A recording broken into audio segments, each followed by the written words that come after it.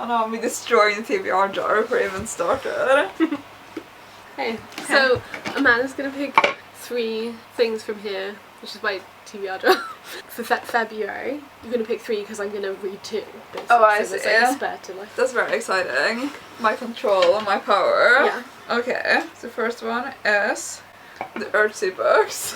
Volume 3. Oh, volume 3? Book 3, yeah. I thought it said books because I can't read. No, that does make sense. It's not going to focus on not focusing it, so... Well, you have this very nice I do, yeah. one as well. So there's that one, Earthsea book 3. Which one is that? It's the Farthest Shore. Okay. It's like after Tombs of Atuan and stuff. That's nice. It's the only one I haven't read in the full book one I have. That's exciting. It's time for me to pick the second note. Yeah, no, this is one of those too. It says, oh, it's like the Valentine Ackland. biography. I have that one as well. I'm gonna get them all out when you... Oh yeah, okay. So it's the biography Valentine. You can't read it, but like, yeah. Sorry, me reading this. You're not really, it's fine. Famed lesbian radical. Oh, I think you're like talking about yourself there. No. Just like, what? Yeah. Yeah, okay. Also, I didn't even really introduce you, did I? But anyway, That's okay, we can do it later. Yeah. Editing. It's this. Okay. So the last one. I captured the castle. I captured the castle, which you famously can't read. It's okay, Mari can read these either. Yeah. So you're gonna explain what they are and stuff. Because that's why I was very like, oh, what is it? But I guess you have like a structure planned. Yeah, Billy. The first one was Earthsea by Ursula K. Le Guin. There's 4 books in here and I've read 3 of them, so I just want to read this one, which is, yeah, The Farthest Shore. But I do actually have more of the books of Earthsea in this massive book, so... It's so nice. Yeah, it's like got really nice. Oh, so pretty. This is just for Amanda. I could read it in here, but I don't think I'll read it directly in here. I just like look at the nice illustrations at the same time, probably. That's nice. Yeah, do you want to feel how heavy it is? It's very heavy, yeah. It's like incredibly powerful. Yeah. Like, it's the type of book you could like knock somebody out with. Definitely, yeah. The next one is this Valentine Ackland, A Transgressive Life biography by Frances Bingham, which, yeah, is about Valentine Ackland, who's this poet and communist and lesbian from the 1920s, 30s, that type of era. I started reading that like last year. I did enjoy it, but it's just like too dense for me. Yeah, this is a problem like with this kind of jar, is it makes you read books that you're just like, this is not, I'm not ready for this. Yeah, you need to be like in the headspace. Yeah. Also, I don't think I can like just sit down and fully read it. If that makes sense. Like, I don't think I can just like read it in a month, you know, and maybe could dip in and out. But we'll see. Maybe I'll change my mind. It's got nice pictures. Anyway. Yeah. Some lesbo erotics. On this channel? Never. Shocking. And then the last one was I Captured the Castle by Dodie Smith, which is a book I've already read, but I've wanted to reread it for years because I read it when I was like 17 or whatever, and like the main character's 17. Have you read this? No, what's it about? It's about just this like young girl growing into a woman, and like it's a coming of age story from the like 1940s, and she like lives in a castle, but it's like very like disintegrating, you know, like that like shabby genteel kind of vibe. And her dad's like an author, but he hasn't written a book in years, and she has a sister and stuff, and it's just kind of like about them like growing up. I think it was pretty charming when I first read it. Yeah. It has like a really famous first line. I don't know if you recognise it, but the first line is, I write this sitting in the kitchen sink. Oh yeah, I think so. Yeah.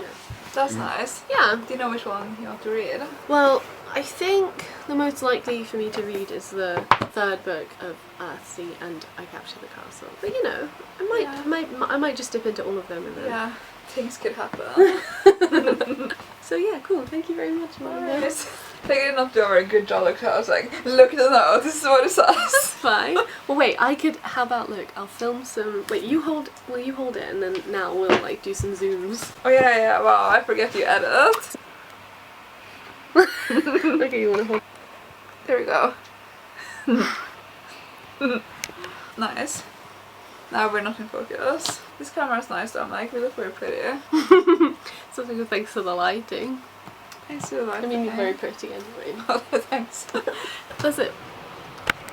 Bye. I didn't say this in the clip before, but I'll leave links to where you can like follow Amanda online in the description box. it's now the end of February and I come to you to give you an update on how I did with my TBR jar choices, and I'm actually very surprised with how I did. So I didn't end up picking up I Capture the Castle. I kind of like thought about reading it, but then I actually just felt like I wasn't really in the mood, and like I'm not sure if I will be for a while yet, and that's fine. I think I'm just not quite ready to revisit it really. But I did read Farther Shore by Ursula K. Le Guin, which means I've read all of the books in that like 4-book bind up of the Earthsea series, although there are more books in the series, which I don't have with me. It's just going to be really weird noises in the background of this video.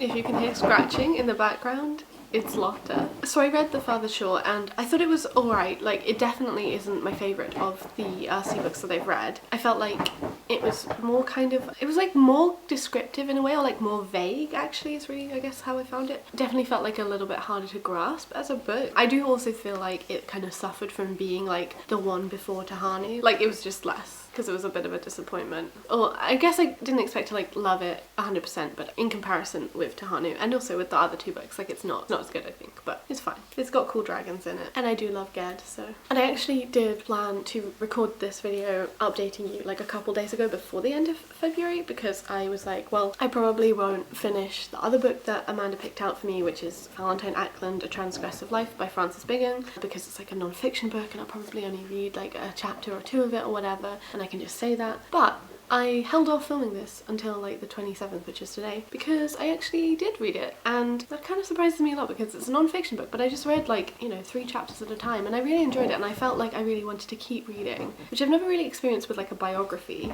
before. I think it's pretty charming. I mean, I do think that like obviously partially because of the nature of like people who are now dead, you know, like when you do a biography, like they are gonna die, and so you have to read about that, which is very sad, and that's like how you end the book with them. So I do feel quite sad about it, and I definitely learned some stuff about like both Valentine Ackland and Sylvia Townsend Warner that have made me uncomfortable, I guess, and also like kind of upset with it. Not that I sort of had presumed that they were like saintly before, but it's just more about like knowing those specifics. But it is really lovely. It actually focuses quite a lot on Valentine Ackland's poetry, partially because she like took the identity of a poet really seriously, and like that was what she wanted to be. I do think that like Frances Bingham is like, you know, maybe some of the language she uses around like gender and stuff is a bit silly, because to me like reading this, obviously I haven't read the vast, you know, like background material and like letters and diary entries and stuff that Frances Bingham has, but from what she quoted from and also from like Valentine Ackland's whole vibe, like I think it's pretty obvious that she was like a non-binary lesbian. It's kind of hard to synthesize, I guess, because this is like somebody's whole life, but I really enjoyed it. And Ali Smith on the back of this has described Frances Bingham as Ackland's critical guardian angel, which I thought was really sweet, and I think that's like a nice way to like go into this book. One of the things that's lovely about it is like the particular gaze on Valentine Ackland's life that comes from Frances, who I think is like a butch woman and stuff, so like I feel like that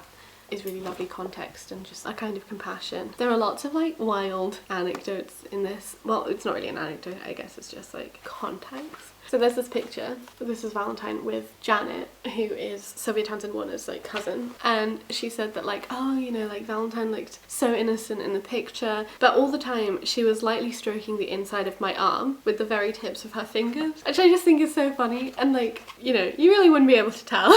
And I feel like that's maybe like a good vibe for the whole biography and for all of Valentine Ackland's life. Yeah, so there's that. That was really great and really successful, and Amanda has great taste, even though it was kind of random choices, but like great taste. I'm looking forward to picking out my March reading, which I am finally gonna get to do. I'll leave a link to the first video in the series like in the cards. I hope you have a nice day, and let me know if you've read these and what you thought about them. Bye!